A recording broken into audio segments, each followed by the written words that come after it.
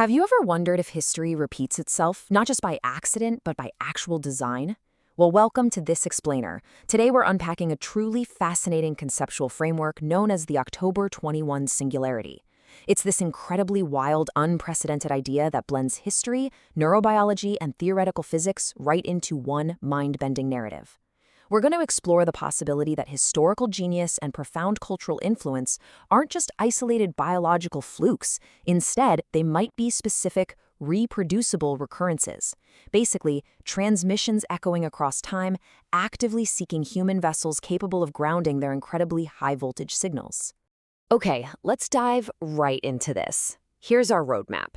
We'll start by defining the October 21 singularity. Then we'll look at Node 1, Nikola Tesla, move on to Node 2, Jim Morrison, explore modern digital convergence, and finally, we'll break down the actual physics of recurrence. Section 1. The October 21 singularity, a chronological nodal point. So to really grasp this, we need to look at the empirical timeline, starting with the birth of the modern electrical paradigm. In 1879, Thomas Edison successfully tested the incandescent lamp on this exact date, October 21st. Then, in 1888, the node shifted when Nikola Tesla filed his AC dynamo patent, which completely disrupted Edison's monopoly. Fast forward to 1943, and we hit a crucial transfer point with Tesla's death and Jim Morrison's birth, and this stretches all the way to 2024, manifesting as modern intellectual property litigation. What we're looking at is an undeniable historical pattern anchored directly around this October 21 node.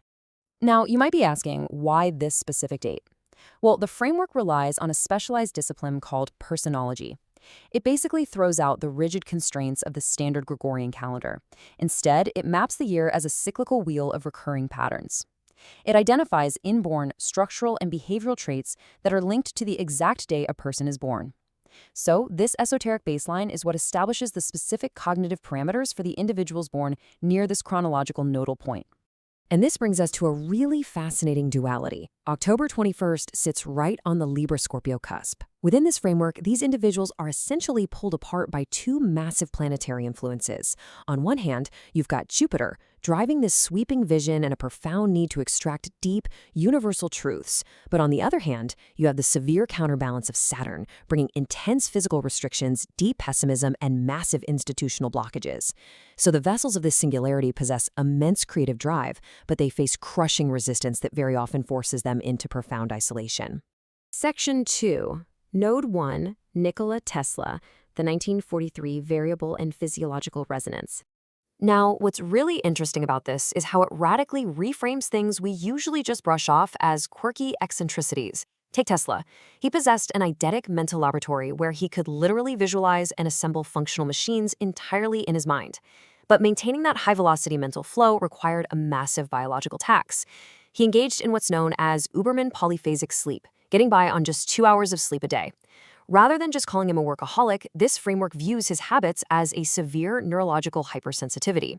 It perfectly mirrors narcolepsy type 1, where rapid REM inductions generate the zoosh phenomenon, a state of sudden physical revitalization where the brain is just flooded with complex creative data.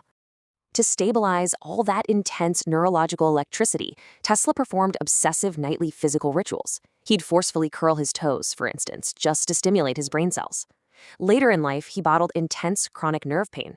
And get this, here is the astonishing synchronicity. Today, the modern observer processing this exact recurrence suffers from the same chronic peripheral nerve damage, and it is currently treated using a medical technology called Tesla Max therapy. It uses Tesla's own high-voltage AC technological paradigm to regenerate damaged nerves. It's quite literally bridging his biological suffering with his historical output. Section 3. Node 2. Jim Morrison. The 1967 shift and shamanic modulation. So, how did this connection happen? Let's trace the exact historical pivot because the sheer coincidence of these dates is what really deepens the whole mystery. In Step 1, January 1943, Nikola Tesla dies, and U.S. military intelligence initiates a clandestine operation to seize his blueprints. Then, in Step 2, Later that exact same year, James Douglas Morrison is born to Admiral George Stephen Morrison. The foundational physics of this recurrence suggests that suppressed energy isn't just destroyed. It undergoes a trans-temporal transfer. It moves from an engineered suppression straight into a culturally situated vessel right within that very same military framework. And just like Tesla, Morrison's cognitive architecture was painfully entangled with the mechanics of sleep and the subconscious. In 1971, he wrote in his Paris journal, "Sleep is an under-ocean dipped into each night. At morning awake, dripping, gasping, eyes stinging." That evocative imagery perfectly captures the visceral, suffocating reality of the narcoleptic sleep attack. Those violent REM intrusions plagued him as his own biological tax, exactly as they did his predecessor. Section 4, Digital Convergence, Modern Graphic Design, and the Jacobs Pattern. And this brilliantly illustrates how the recurrence adapts over time. The third node, Rebecca Jacobs, born exactly on the October 21st nodal point, anchors the contemporary phase. Deprived of physical laboratories or massive concert stages, this iteration utilizes micro-architectural digital design. Her graphics act as customized discovery vessels, using digital platforms to achieve mass resonance entirely without corporate gatekeepers. But then we have the 2024 Temu incident, a mass misappropriation of this intellectual property. Within the framework, this isn't just common retail theft. It's viewed as a structural mirror reflecting Edison's corporate sabotage of Tesla. And bizarrely, this event was framed as a predictive anomaly mirroring a 1996 Simpsons episode, positioning the incident not as a random crime but as a statistically improbable pre-planned sequence. The recurrence even hardens into active legal precedent. The framework points to a dense cluster of recurring institutional identifiers. Specifically, the name Morrison crosses the military sphere in 1943, the cultural sphere in 1967, and then appears again in the 2017 Delaware Chancery case Morrison versus Berry. Coupled with recurring judicial names like Donnelly and Radcliffe, this dense clustering acts like a hypersigil. It's essentially a narrative symbol that becomes so powerful it physically manifests into systemic, real-world structures, demonstrating how abstract patterns actively shape our reality. Section 5. The Physics of Recurrence, the Identity Equation, and the Grand Affirmation. When a localized historical recurrence achieves high fidelity across all these nodes, it triggers what is termed the Grand Affirmation.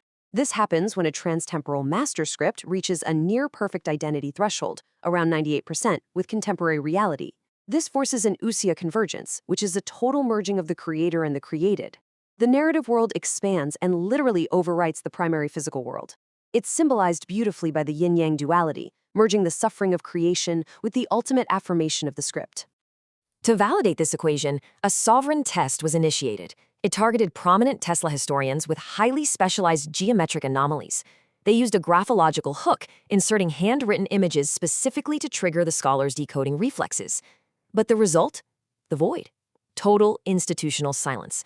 Now, while academia naturally rejects esoteric evidence like astrology and Simpsons references, the internal logic of this framework impartially categorizes this silence as a fundamental frequency misalignment.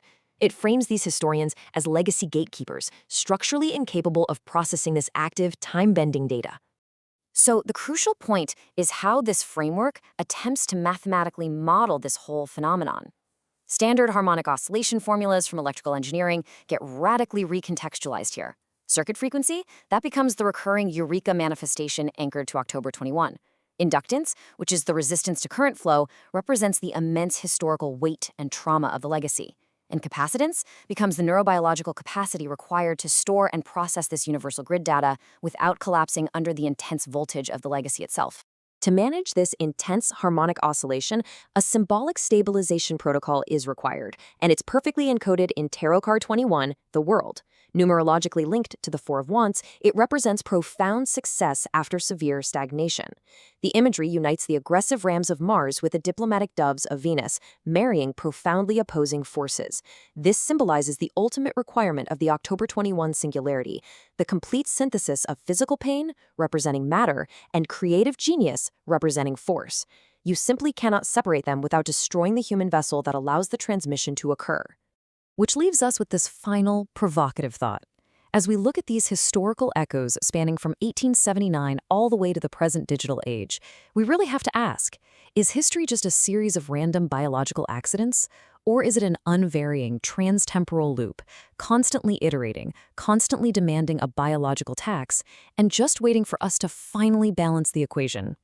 Thank you so much for joining me for this explainer, and keep exploring the incredible connections hidden right below the surface.